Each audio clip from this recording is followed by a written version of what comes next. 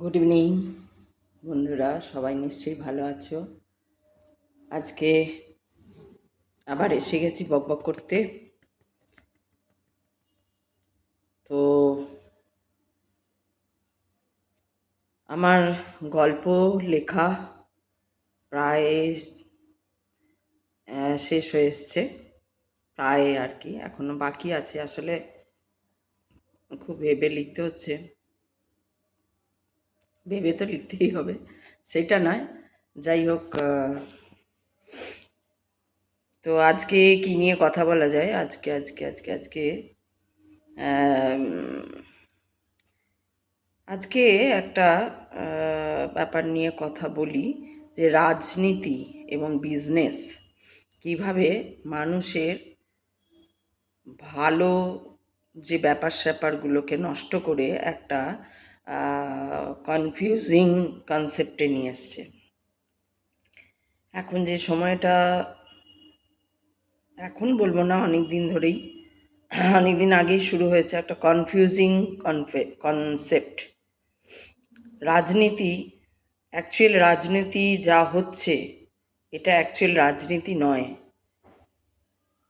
রাজনীতি মানে অবশ্যই রাজার নীতি। রাজা মিন্স সে তার রাজ্য বা তার সমাজ, তার পেরিফেরিতে সেই সব, সে যা বলবে তাই হবে। কিন্তু এটা দাঁড়ায় না যে সে কোনো অত্যাচার করবে বা প্রজাদের দেখবে না, প্রজাদের অধিক পরিমাণে খাজনা নেবে, হেন তেন, এসব এসব হবার কথা নয়, কিন্তু হয়। এটা বহুকাল থেকেই আমরা দেখে আসছি। রাজার আমল থেকে কোনো রাজা খুব ভালোও হয়, আবার কোনো রাজা হয়েছে, আবার কোনো রাজা খুবই অত্যাচারী রাজা। তো সেই যে রাজার ব্যাপার, সেই যে রাজনীতি যেভাবে চালানো হতো, যেভাবে আরেকটা রাজ্যকে দখল করা হতো, যেভাবে দেশ দখল করা হতো, এই যে ব্যাপারগুলো, এই ব্যাপারগুলোই পরবর্তী ক্ষেত্রে বিকৃত রূপ নিয়ে চলে এসছে আমাদের আজকের যে সমাজ, আজকের যে পরিবেশ, তার মধ্যে ছড়িয়ে গেছে। আর সত্যি কথা বলতে অনেক জায়গাতেই সেই ধরনেরও বিকৃতি হয়েছে, খারাপটা আরও খারাপ হয়েছে। তখন হয়তো তখন কীরকম ছিল আমরা যতটুকু পড়েছি আর কি, যে তখনও অত্যাচার হতো, তখনও নির্মমদের ওপর, মানে ইয়েদের ওপর, নিরীহদের ওপর অত্যাচার হতো। বিশেষ করে এই যে অত্যাচারের যে ধরন, সেই ধরনটা বিশেষ করে অ্যাডাপ্ট করলো আমাদের দেশ, বা আমাদের, হ্যাঁ, আমাদের দেশই বলবো, সেটা অ্যাডাপ্ট করলো ব্রিটিশদের জন্য। ব্রিটিশরা আসার পরে যেমন তাদের থেকে বেশভূষা, ভাষা, খাওয়া দাওয়ার টেকনিক বা অন্য অনেক ঘরের গ্যাজেট ফ্যাজেট, এই সমস্ত সাজানো গুছানো, আগে কিন্তু যে আমাদের দেশ ওই রকম খুব একটা সাজানো গুছানো ওই রকম, বা অনেক কিছু ভালো ওদের মধ্যে যেগুলো ছিল সেগুলোও যেমন নিল আমাদের দেশ, তখন ছিল কিনা খুব একটা আমাদের পড়ার মধ্যে আসেনি আর কি, সেই জন্য জানি না যে আমরা যতটুকু পড়েছি যে কতটা সাজা। হ্যাঁ, শৌখিন অনেকেই ছিলেন তখনকার দিনে, সেই শৌখিনতা তার প্রভাব বা ইয়েও বিস্তার মানে ছাপ ফেলে গেছিলেন। কিন্তু মেন যেটা হলো যে আজকের সেই বিশেষ করে আমরা দেখি যে ব্রিটিশরা 200 বছর, ইটস নট আ জোক, 200 বছর রাজত্ব করে যাওয়ার পরে, অত্যাচারও চালিয়ে যাওয়ার পরে, তারা যে ছাপ রেখে গেছে সেই ছাপ অতিমাত্রায় আমাদের দেশের ওপর পড়েছে। কিছু সামান্য ভালোও হয়েছে, কিছু ভালো জিনিস আমরা তাদের কাছ থেকে নিয়েছি বা এখনো হয়তো নিয়ে চলছি, কিন্তু খুব বেশি খারাপটা, কারণ নেগেটিভ জিনিসটাই হচ্ছে যে এটা খুব তাড়াতাড়ি স্প্রেড করে যায়। এটা খুব তাড়া একটা পজিটিভ জিনিস আপনি অ্যাচিভ করতে বা অ্যাডাপ্ট করতে আপনার যতটা টাইম লাগবে, একটা নেগেটিভ জিনিস 1 সেকেন্ডে আপনার মধ্যে সেটা অ্যাডাপ্ট হয়ে যাবে এবং সেই রকমই ব্যবহার আপনি করতে থাকবেন। এটা হচ্ছে নেগেটিভের প্লাস পয়েন্ট। তো আজকের যে রাজনীতি, যেটা বিভিন্ন ধারার মধ্য দিয়ে আজকের ইয়েতে এসছে, সেই রাজনীতি সত্যি কথা বলতে গেলে এটা রাজনীতি সেরকমভাবে নয়, এটা হচ্ছে স্বার্থনীতি। তখন যেটা বলতে গেলাম যে তখন রাজনীতি ছিল, সে অত্যাচারী করুক রাজা বা যাই করুক, একটা রাজনীতি ছিল। কিন্তু এখন অত্যাচারটা তো অন্য ক্ষেত্রে পড়ে যায়। সে যখন রাজ্য জয় করতে যেত, অন্য কোনো রাজ্য জয় করতে যেত কোনো রাজা, তখন তো সেখানে মারধর করে জয় করতেই হবে, অন্য রাজাকে হারাতে হবে, পরাস্ত করতে হবে, তবেই তো সে অন্য রাজ্য জয় করবে। তো সেই সিস্টেমটা কিন্তু এখানে নেই, কারণ হাতিয়ার নেই। এখন কি হাতিয়ার হয়ে গেছে না ভোট হাতিয়ার হয়ে গেছে। সেখানে কি হয়েছে না কারচুপি হয়েছে। কি করে ভোট হয় না ছাপ্পা ভোটে ভোট হয়। যার যত বেশি ছাপ্পা ভোটের সৈনিক আছে সেইটা সে ভোট দেবে এবং ওইভাবে ভোট হবে এবং তারাই জিতে যাবে। এটা একদম একচেটিয়া হয়ে গেছে। কোন দল করছে, কোনো বিশেষ দলই করে আর অন্য কোনো দল করে না এটা নয়, সব দলই এর মধ্যে যুক্ত থাকে কম বেশি। এবার এটা রাজনীতি নয়, এটা আমাদের এখন যেটা চলছে, বিশেষ করে পশ্চিমবঙ্গে চলছে এবং কেন্দ্রে মোদিজির বাদে আমি কেন বলবো সেটা পরে। তো মোদিজি বাদে বাকি যেগুলো হচ্ছে, যারা বিজেপির সাপোর্টার, তারা ওই একই গোত্রে চলাফেরা করে। তাদের মধ্যে কোনো সেই বুদ্ধি, সেই রাজনীতি, সেই অমুক, সেই তসুক আমি সেরকমভাবে দেখতে পাইনি। শুধু চেঁচিয়ে দুটো কথা বললেই হয় না, কিছু কিছু টেকনিক থাকে, যে টেকনিকটা অ্যাপ্লাই করতে হয়, কিন্তু এই টেকনিক এরা অ্যাপ্লাই করতে পারবেই না। কারণ এই বিজনেস এবং রাজনীতি এরা দুজনে হাত ধরাধরি করে চলে এবং এদের মোটো হচ্ছে আজকের ডেটে মানুষকে শিক্ষিত না করা, মানুষকে জানতে না দেওয়া। মানুষ যত বেশি জেনে যাবে, যার জন্য আধ্যাত্মিক পথটাকে অনেক আগে বন্ধ করে দেওয়া হয়েছে। যেই জন্য আমাদের দেশে আমাদেরই বেদ, আমাদেরই বেদান্ত, আমাদেরই উপনিষদ, আমাদেরই ঋষি মহাঋষি, সেই আমাদেরই বেদ উপনিষদকে একদম সাইড করে রেখে দেওয়া হয়েছে, তাকে একদমই চোখের আড়ালে করে রেখে দেওয়া হয়েছে এবং ভুল ভাল সমস্ত বই যেগুলো লেখা হয়, যেগুলো বার করা হয়, সমস্ত মানে ভুলভাল, মানে ওরকম বইয়ে ভুল থাকে না, অদরকারি কিছু তথ্য দিয়ে একটা বই বানানো হয়, একদম অদরকারি, যেগুলো কোনো দরকার নেই। যেমন আমরা মুঘলদের সম্পর্কে পড়েছি, বা আমি তো বলবো শুধু ইতিহাসই নয়, ইভিন অঙ্কও, যে ক্লাসে যেভাবে যা অঙ্ক শেখানো হচ্ছে সেগুলো শেখানোর দরকার নেই। অত চাপ দেওয়ার জন্য কেন চাপ দেওয়া হয়, এটা কোনো দিন ভেবেছেন যে স্টুডেন্টদের এত চাপ, এত প্রেশার কেন দেওয়া হচ্ছে? বিশেষ করে আইসিএসসি বোর্ড যারা পড়েছেন তারা জানেন, সব বোর্ড থেকে মানে সব থেকে কঠিন এই বোর্ড।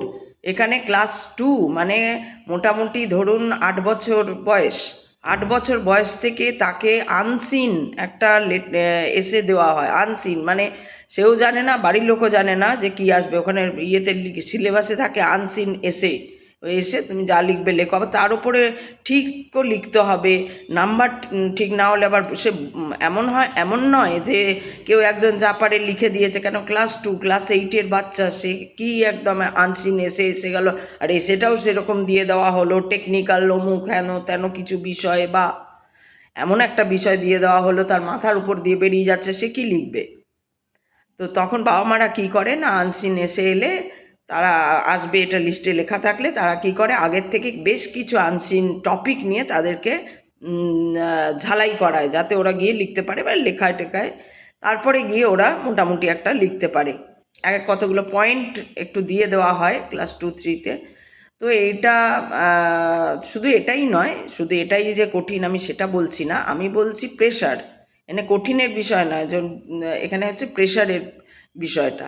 তো আমাদের এডুকেশন সিস্টেম, যদি আমাদের রাজনীতি ভালো হতো তাহলে এডুকেশন সিস্টেম ভালো হতো, আর রাজনীতি আর বিজনেসম্যানরা যদি ভালো হতো তাহলেও এডুকেশন সিস্টেম আমাদের ভালো হতো। এই বিজনেস আর রাজনীতি, এই দুটো হাত ধরাধরি করে চলা দুটো জনার, এই জনার দুটো কি করছে না, মানুষকে যতটা পারে অশিক্ষিত বানিয়ে রাখো, তাদের চাকর বানিয়ে রাখো, তাদেরকে কোনো সুবিধা দিও না, ভিখিরি তৈরি করো, মানে সোজা কথা ভিখিরি তৈরি করো।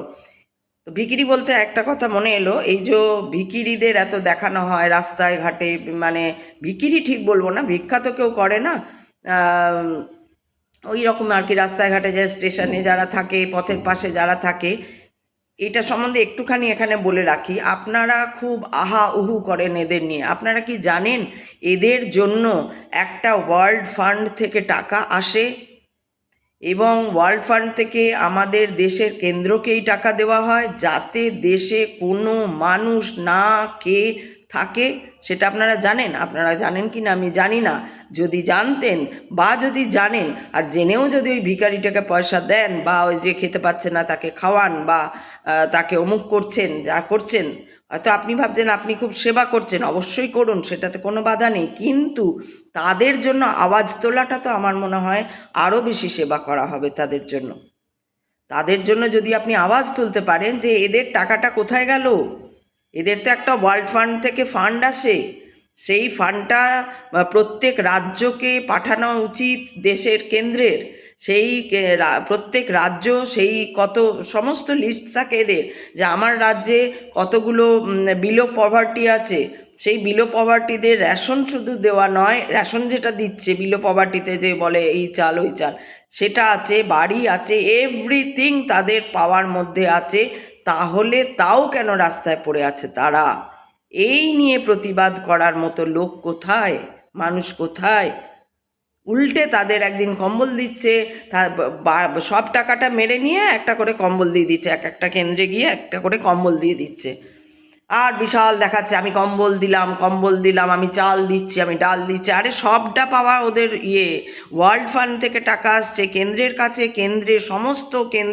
সমস্ত রাজ্যতে সেই টাকা ডিস্ট্রিবিউট করে, এবং সেই রাজ্যে কোনো রাজ্যে ভুখা থাকার অধিকার কারুর নেই। এটা আপনারা খোঁজ নিয়ে দেখুন, জানুন, তারপরে ভিক্ষা দেবেন। আপনি ভিক্ষা দিয়ে আপনি ভাবছেন মহান হয়ে যাচ্ছেন, আপনি একদিন খাইয়ে দিয়ে ভাবছেন আপনি মহান হয়ে যাচ্ছেন, আপনি একটা কম্বল দিয়ে আপনি আপনার মহানতা জাহির করছেন। এইটা না করে ওদের পাশে, ওদের হয়ে যদি কেউ দাঁড়াতে পারেন, প্রতিবাদ করতে পারেন, কোথায় গেল সেই ওয়ার্ল্ড ফান্ডের টাকা, যেখানে এদের জন্য টাকা আছে, এদের জন্য বাড়ি ঘর দৌড় রেশন খাওয়া, এরা একদিনও না খেয়ে থাকার মতন অবস্থায় এদের মানে না খেয়ে থাকার কথা, সেইখানে কেন এরা রাস্তায় শুচ্ছে, সেইখানে কেন এরা রাস্তায় করছে, সেখানে চাইল্ড লেবার কেন রাখা হচ্ছে? ওই 1-2 দিন হয় দেখবেন, যখন ওই ওয়ার্ল্ড ফান্ড থেকে আসে, ভেরিফিকেশানে আসে, ভিজিলেন্স ধরে, তখন খুব চাইল্ড কী বলে লেবার নিয়ে খুব হবে না, চাইল্ড লেবার রাখা যাবে না, আবার গিয়ে দেখুন চাইল্ড লেবার রাখছে। এখন তো বোধহয় ঘরে ঘরেও দেখতে পারেন চাইল্ড লেবার রাখছে, সে মেয়ে রাখুক বা ছেলে রাখুক, সেটা বড় কথা নয়। কথা হচ্ছে রাখার কেউ একটা এমন কোনো কেউ থাকবে না, একটা পার্সন থাকবে না যে এই আওতার বাইরে থাকবে। তাহলে তারা কেন রাস্তায়, তাহলে তাদের কেন অন্যের বাড়িতে কাজ করে খেতে হচ্ছে, তাহলে কেন এই যে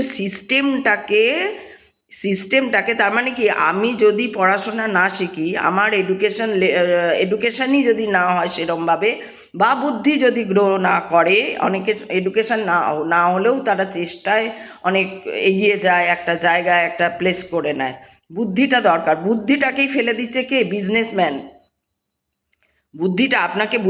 আপনাকে সেই জায়গায় আসতেই দিচ্ছে না, লেভেলটাতেই আসতে দিচ্ছে না, আপনাকে স্লেভ বানিয়ে রাখছে, আপনাকে স্লেভ বানিয়ে রাখছে, প্রত্যেকটা মানুষ চাইছে আপনাকে স্লেভ বানিয়ে রাখতে, এবং সেই স্লেভদের দিয়ে, স্লেভরা তো কোনো প্রশ্ন করতে পারবে না স্লেভ মানে কি, এটা আপনারাও দাসপ্রথাতে পড়েছেন। স্লেভদের কোনো প্রশ্ন করার অধিকার নেই যে তুমি কেন দেরিতে এলে, আমি না খেয়ে বসে থাকলাম, বা তুমি হোয়াট এভার ইট ইজ। স্লেভদের কোনো অধিকারই নেই কোনো প্রশ্ন করার। তাই জন্যই স্লেভদের স্লেভ বানিয়ে রাখা হচ্ছে, যাতে না এরা প্রশ্ন করে, কারণ এরা জেনে গেলে মানে ভারতবর্ষের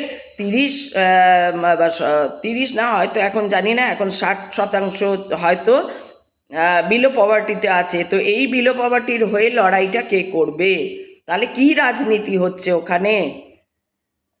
এই রাজনীতিতে যদি এবার আপনারা দলাদলি করছেন, একটা ইয়ে করছেন, কোনো একটা দলকে বায়াসড হয়ে বলছেন অমুক, সিপিএম হোক, কংগ্রেস হোক, তৃণমূল হোক, তৃণমূল তো ছেড়েই দিন, আমি তৃণমূলকে এই ব্র্যাকেটের মধ্যে রাখি, নেহাত কী করবো, এখন এসে গেছে, আছে আপনাদের দয়ায় কৃপায় তৃণমূল দলটা গজিয়েও উঠেছে, আবার চলেও যাচ্ছে, হয়তো আগামী দিনেও জিতবে আপনাদের দয়ায় কৃপায়। কিন্তু এটা কিভাবে হচ্ছে? কারণ তৃণমূল দলটা এই জন্যই আমাদের রাজ্যে থাকতে পারছে, এত অন্যায়ের পরেও, এবং কোনো বুদ্ধি না থাকার পরেও, এবং অপসংস্কৃতি থাকার জন্য যে বেঁচে যাচ্ছে, তার কারণটা হচ্ছে আপনারা। কারণ আপনারা নিশ্চয়ই ওরকম, কারণ একই সঙ্গে একটা মূর্খ আর একটা অতি মূর্খ, একটা মূর্খ বলবো না, মূর্খদেরও একটা একটা জায়গায় ইয়ে করা উচিত, একটা মানে একদম মানে কি বলবো, জেনেও না জানা, মানে আতেল বলবো এখানে, বা এই টাইপের একটা, তার সঙ্গে একটা খুব বুদ্ধিমান, খুব ঘর করতে একসঙ্গে পারে না, তার মানে সে ঘর করছে কি করে 15টা বছর ধরে? নিশ্চয়ই আপনিও সেরকম না, তাই যে তারই প্রতিচ্ছবি দেখছেন, তাই বারবার ভোট দিয়ে যাচ্ছেন। ওই যে 70% যে স্লেভগিরি করছে, তাদের একটা কম্বল দিচ্ছে, আপনি বলছেন কম্বল দিল, আপনার একদিন খাইয়ে দিচ্ছে বলে খাইয়ে দিল, রেশনের চাল দেওয়া হচ্ছে, এই থেকে আপনারা যখন সরে এসে প্রকৃত সত্যটা খুঁজে বার করবেন যে এরা নয়, এরা ইনক্লুড, আপনাদের মতনই ইনক্লুড, এরা স্লেভারি এখন আর চলে না। জোর করে ভারতবর্ষ এই স্লেভারিকে মানে গজিয়ে রেখেছে আর কি, জাগিয়ে রেখেছে। সেই বলে না, বরফ দিয়ে, মৃত ব্যক্তিকে বরফ দিয়ে রাখলে যে তাজা থাকে শরীরটা। তো কেন্দ্র এখন, আজ বলে না, এটা আজকের কেন্দ্র, আজকের মোদী সরকার বলবেন, এটা কোনো সরকারি যে মানে যে কোনো কেন্দ্রে যেই বসে আছে, এবং এটা শুধু এটা সব থেকে প্রভাব ফেলে আমেরিকা এবং চীন তো আরও বেশি করে, চীনের মধ্যেও এই প্রভাব অত্যন্ত বেশিভাবে আছে। এরা স্লেভ বানিয়ে রাখতে খুব ভালোবাসে। তো এই যে আমার বক্তব্য হলো এবার, যে আপনারা রাজনীতি করছেন, আপনারা দেখছি সারা দিন ফেসবুকে দলাদলি করছেন, এই দল নয় ওই দল না, কোনো দলই ঠিক নয়, সব দলই হচ্ছে স্বার্থ দল বলুন, ওগুলো রাজনীতি বলুন, স্বার্থনীতি বলুন, প্রত্যেকটা দলের নাম দিন স্বার্থ দল। এটা নিজেদের পকেট ভরা ছাড়া আপনার কথা, আমার কথা, দেশের কথা তো ছেড়েই দিন, কারুর কথা এরা ভাবে না। আপনারা যদি পরীক্ষা করতে চান, পরীক্ষাও করে নিন কাউকে, যখন ভোট আসবে, এটা তো আপনারা জানেনই, যখন আপনারা জানেন সবই, আমার মুশকিলটা হয়ে যাচ্ছে, আমি ফেসবুক দেখি আপনারা সব ভালো ভালো কথা বলছেন, জানেন আপনারা সব, কিন্তু আবার আপনারাই ওই ফুটপাতে থাকা ওকে আহারে বেচারাও নয়, হয় ওদের একটা গ্যাং আছে, ওদের গ্যাংরা ওদেরকে চালায় যে যাও তোমাকে আজকে অমুক লেনের ফুটপাতে বসে থাকতে হবে, তোমরা 10 জন ওই লেনের ফুটপাতে থাকবে, তোমরা 20 জন এই লেনের ফুটপাতে থাকবে, তোমরা 2 জন অমুক জায়গায় চলে যাবে, এই বাচ্চাগুলোকে ওইখানে রাখবে, এই নাও এই বাচ্চাকে কোলে নিয়ে দাঁড়াও, যাও তুমি বাস স্ট্যান্ডে যাও, এই সমস্ত পরিচালনা করা হয়। পরিচালনা করে এদের তো একটা হিউজ অ্যামাউন্ট, আপনার যে টাকা, আপনার যে কষ্টের টাকা, সেই টাকা আপনি 1 টাকা দিন, কেউ 10 টাকা দিক, কেউ 5 টাকা দিক, দেখবেন এরা খাবার দিলে খুশি হয় না, এরা টাকা নিতে চায়। কেন না, ওদের তো যে মাথার উপর বসে আছে অ্যাসোসিয়েশন, যে অ্যাসোসিয়েশনের লোক তো টাকা চায়, বল খাবার দিয়ে আমি কি করব? তাই আপনি যদি ওকে বলেন চলো তোমাকে ঘরে নিয়ে যাই, আর গিয়ে আমার বাড়িতে তুমি থাকবে, খাবে, লেখাপড়া শেখাবো, একদম সভ্যভদ্র করে তুলবো তোমাকে, দেখবেন ও রাজি হবে না, কিছুতেই রাজি হবে না। ও প্রথমে তো এক্সকিউজ দেবে, তারপর লোক ডেকে আনবে আপনাকে মারার জন্য, যে আমাকে কিডন্যাপ করে নিয়ে যেতে চাইছে, এরকম উল্টো পাল্টা। ভীষণই এরা অভদ্র, এরা বোঝে না, যার জন্য অভদ্র। আর এদেরকে ইচ্ছা করে অভদ্রতামির একটা ট্রেনিং দেওয়া হয়, যে কতটা অভদ্র, গায়ে থুতু পর্যন্ত ফেলে দিতে পারো তুমি, নোংরা গাল দেওয়া, এগুলো সব একটা সিস্টেমে শেখানো হয়, যাতে এরা এগুলো করে, যাতে আপনি অতিষ্ঠ হয়ে অন্তত গাল দিয়ে দেবে, যে বাবাকে 5টা টাকা দিয়ে দে বা 10টা টাকা দিয়ে দে, বা ওই বলবে ভাত খাইনি, আপনি দুঃখে মরে যাবেন, আহারে ভাত খাইনি, অথচ আপনারই মতন দেখতে, আপনারই পাশে হয়তো থাকে, আপনারই মতন দেখতে, আপনারই পাশে থাকে, তারা হয়তো খুব কষ্টে আছে, সেইটা আপনার চোখে পড়বে না। আপনি দেখবেন ওই বেশভূষাটা। কালকের আমি বললাম যে আমি যদি এখন গলায় মালা পরে আর ইয়ে পরে বসতাম, তাহলে আমার আধ্যাত্মিকতার সঙ্গে বেশ মিল পাওয়া যেত।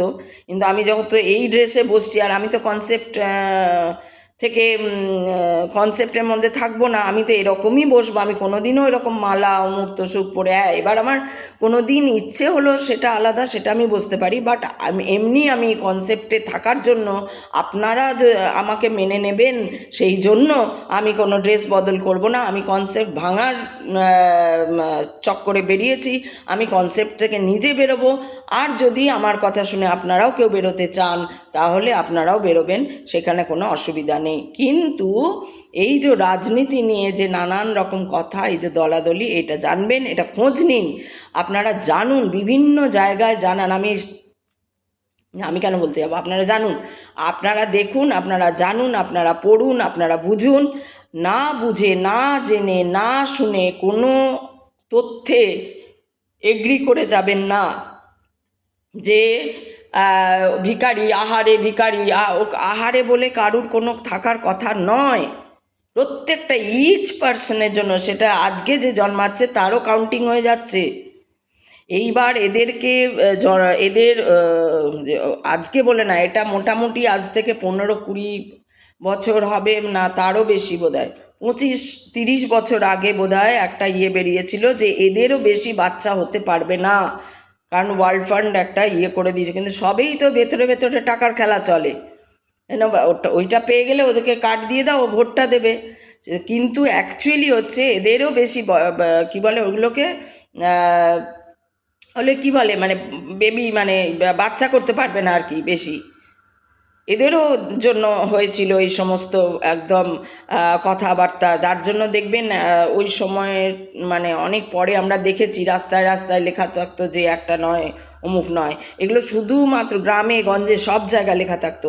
কারণ কি, ওদের জানানোর জন্য যে একটা বা দুটোর বেশি নয়, একটা বা দুটোর বেশি নয়। কিন্তু ওদের গিয়ে দেখুন আপনি, এটা মুসলিম বলে শুধু নয়, মুসলিমদের ওপর দোষ দেবে না, হিন্দুদেরও আছে, হিন্দুদের ঝুপড়িগুলোতে গিয়ে দেখুন, হিন্দুদের ঝুপড়িগুলোতে গিয়ে দেখুন, আর কিছুই না, আপনার বাড়িতে কাজ করতে আসে, তাকেই জিজ্ঞেস করুন তার মায়ের কটা বাচ্চা, বা তারা কটা ভাই বোন, দেখবেন বলবে 5টা বা 6টা, তারই হয়তো 3টে, আপনি দেখবেন অনেক ক্ষেত্রে এখন।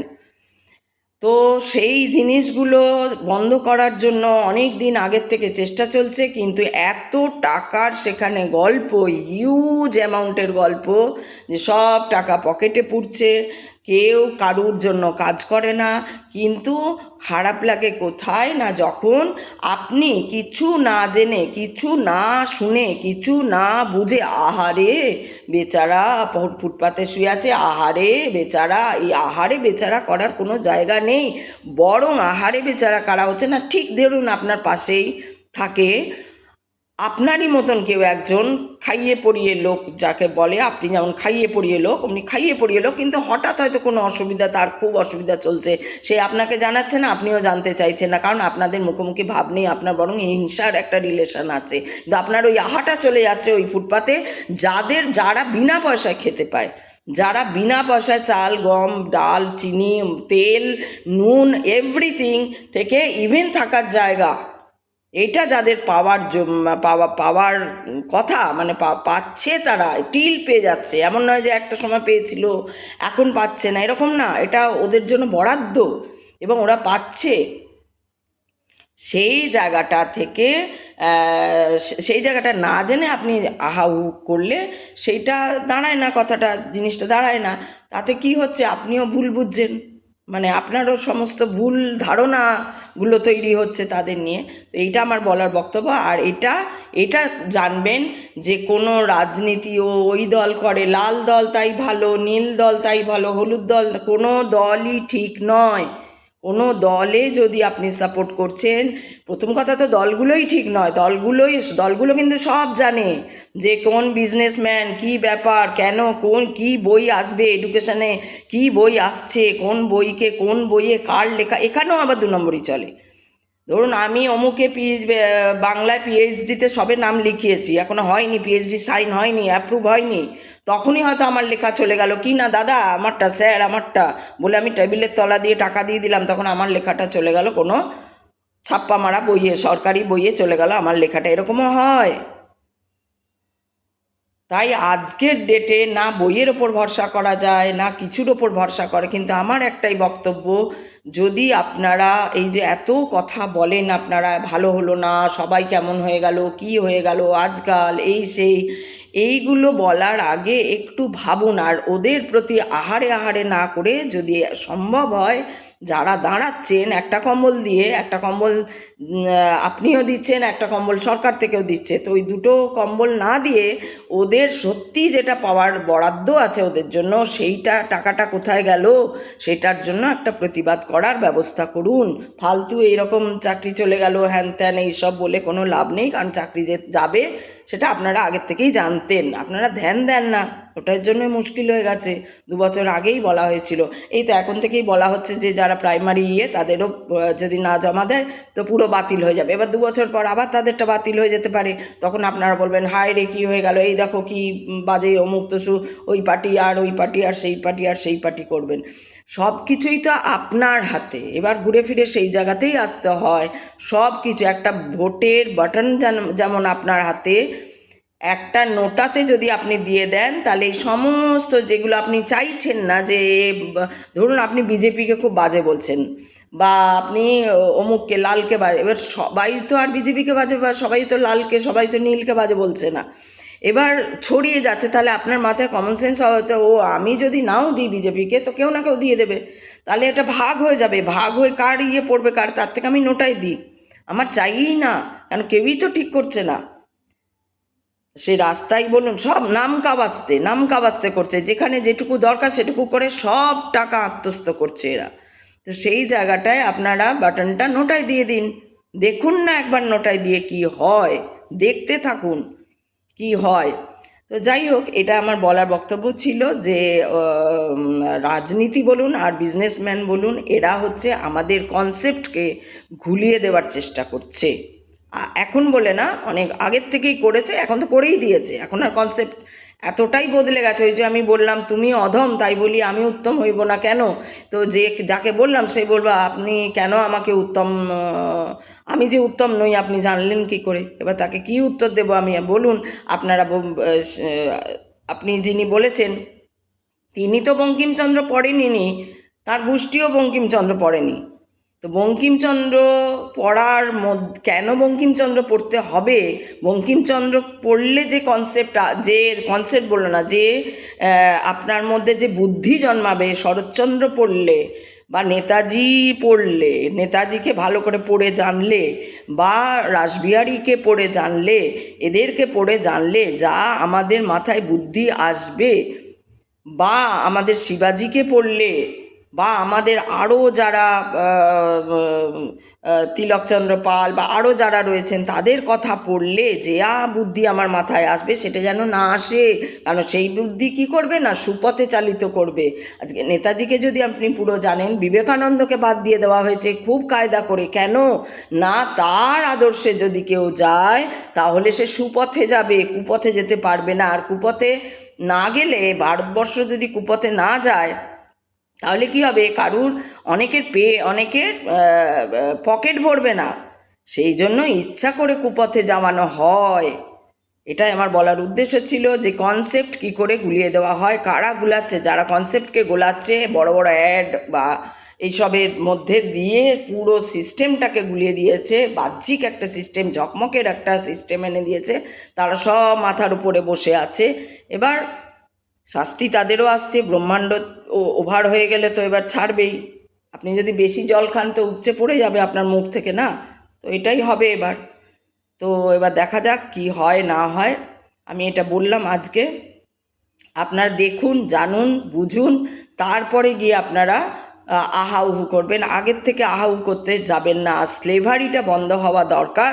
এই যে একটা আমি আমি সুস্থ সবল, আমার কোনো রোগ নেই, ভোগ নেই, আমি একটা কাজের লোক রেখে দিলাম, আর তাকে এতে আপনি বলবেন আমি তো ওকে টাকা দিচ্ছি। এখানে আপনার যে কি বলবো যে আপনার যে অহংকার, যে টাকা দেবার যে সেইটা তো তৈরি হচ্ছেই, উপরন্তু আপনার শারীরিক যে কত ক্ষতি হচ্ছে সেই, হ্যাঁ, একমাত্র যারা অত্যন্ত বয়স্ক বা অনেক রকম প্রবলেমেটিক যাদের সংসারে রয়েছে, প্রবলেমেটিক সংসার, পারেই না কেউ, সেই ক্ষেত্রে আলাদা। কিন্তু এখানে দেখুন, এখানে দুটো করে কাজের লোক, এখানে বলে না, সব জায়গায়, এখন সব জায়গায় দুটো তিনটে করে কাজের লোক। কেন না? কারা বাড়াচ্ছে এদেরকে? এই যে একটা যারা পয়সা পাচ্ছে তাদেরকে আবার এই কাজের ইয়েতে রেখে দিয়ে আবার একটা হিউজ মানি দিয়ে এদের লোভটা কারা বাড়াচ্ছে? আপনারাই বাড়াচ্ছেন।